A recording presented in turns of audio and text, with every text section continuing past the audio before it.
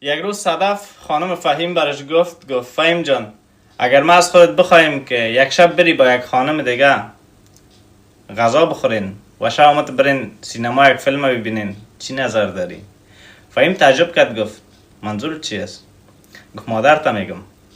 گفت مادر جد دوست داره، اگر یک شب بری امروز بیرون بسیار برش خوش میگذره، خوشحال میشه.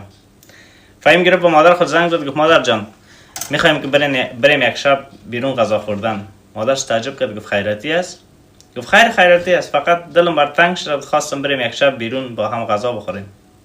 مادرش بسیار خوشحال شد، گفت چرا نی بچیم؟ دیگه مادرش آماده شد، با خورخنده خودم گفت که ما میریم امشب با فهیم بیرون غذا خوردن، مرا دعوت کردن. خورخنده‌اش هم گفت واو چقدر خوشبخت هستی که رقم یک بچه داری. رفتن در یک رستوران بسیار مقبول. مادرش گفت وقت خورد بودی ما برات منی را میخواندم. فهیم هم خنده کرد، گفت حال خود بیشی ما برات میخوانم. غذای خود را سفارش دادن، 6 تن خوب با هم صحبت کردن. قدر صحبت کردن، قدر گپ زدن با هم که وقت فیلم تیر شد. ولی جای افسوس نبود، به خاطر که با هم وقت سپری کردن و بسیار با هم صحبت کردن. مادرش بسیار خوشحال شد، گفت دفعه بعد در حالت میتونی چانس غذا خوردن امرای مرا داشته باشی که بل شما پرداخت کنم. فهیمم گفت باشه مادر جان، درست است. بعد از یک چند وقت بعد تصادفی مادرش فوت کرد.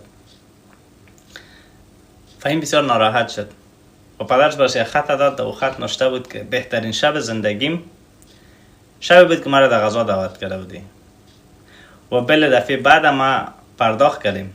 اگه ما در دنیا نبودم میتونی با همسرت بری و با هم غذا بخوریم. فهیمی گپ فهمید که مهمتر از همه چیز در دنیا وقت سپری کردن با کسایی هستند که ما را دوست دارن.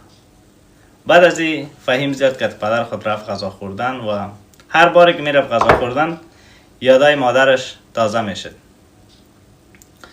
و همین قسم بعد از این ارزش بسیار بیشتر به خانم خود قائل بود، به خاطر اونمو کسی بود که متوجه ساخت را. واقعا دست همچون مادرها از بوسیدن است که رقم دخترها را به جامعه تقدیم میکنن. نه مثل کسایی که وقت در زندگی کسی میایه یگانه کاری که میکنه بچه را از پدر مادرش دور میسازن. همین که بچه از کار میایه خانه 24 ساعت میشینه نقنق میکنه که مادرت چیز گفت، خواهرت چیز گفت و باعث میشه که او به احترام شود مقابل خواهر مادر خود. و ایران باید بدانیم که یک مرد وقته در مقابل مادری که او را از طفولیت بزرگ کرده به احترام میشه، او به هیچ وجه نمیتونه که به خانمی که چند سال در زندگیش آمده بر از او احترام قائل باشه. یگانه کاری که آدم میتونه این است که اونا رو باید تشویق بکنه که ارزش بیشتر به فامیل خود قائل باشه، به خاطر هر رفتاری که با فامیل خود داشته باشه انعکاس از اونمو به خانمش میرسه. پیامش واضح بود و قابل درک بود. انسان هر کاری که میکنه در حقیقت رو بر خود میکنه، نه به کس دیگه.